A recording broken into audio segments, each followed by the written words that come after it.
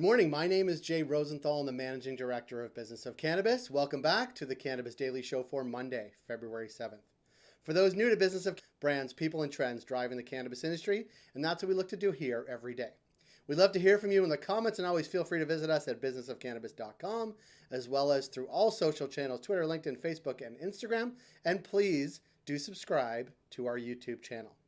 Two event announcements. On March 10th, B of C New York Sessions will be talking about connecting social equity licensees with capital, with thanks to Leafly and Vicente Sederberg. We will be in Brooklyn that night. Then April 6th, we'll be in Miami Beach for Business of Cannabis Miami, where we'll be talking cannabis, retail, tech, design, and data. Now, for today's stories.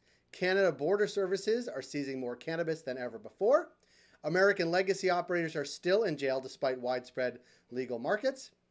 They're prepping for a legal fight in Manitoba, and Portugal's socialists and cannabis. For our first story, Canada Border Services Agency published new data showing a spike in cannabis seizures since legalization, which they're attributing to unregulated online purchases. This, according to CTV.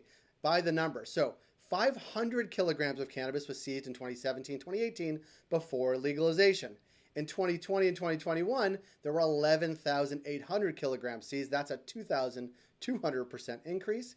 From 2018 to 2021, 73% of seizures happened in commercial shipments by air, boat, railway, highway, and mail. And there was a 117% increase in the volume of lower value shipments in the last 3 years. Now, importantly, 90% of the seizures were coming into the country and not out.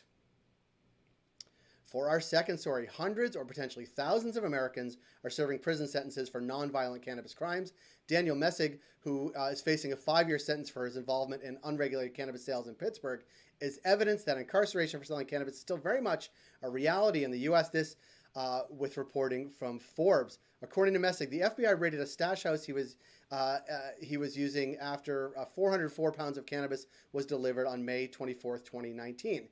He fled on foot to his home where his wife was. Messig faces a mandatory minimum of 5 years in prison on 2 counts with conspiracy to distribute. So he was asked what he thinks about regulated cannabis operators. I respect legal entrepreneurs and their vision and enterprise. When I see legal operators boasting of profits in the hundreds of millions and many tons of volume, tens of thousands of pounds, and then I look at the ashes of our lives over 400 pounds, I can't help but be angry. For our third story, Kurt Tuso, who fought for cannabis legalization in Canada, has hung up his lawyer hat and launched his own cannabis brand, Great Gardener Farms. But on Friday, he announced on Twitter that he's coming out of the legal retirement to join fellow cannabis lawyers Jack Lloyd and Jesse Lavoie to fight for the right to grow at home in Manitoba and Quebec. Good on you. For our final story, the Socialist Party has won a parliamentary majority in Portugal, which could be good news for the cannabis industry, according to Business Can. And here's why. Along with the then allies, the Left Bloc and the Liberal Initiative, the Socialists proposed cannabis market regulations in June. That was sidetracked when the Left Bloc aligned itself with the right. Then Prime Minister Antonio Costa called an election, and the Socialists won 117 of 230 seats. Now, the future of cannabis legalization isn't clear.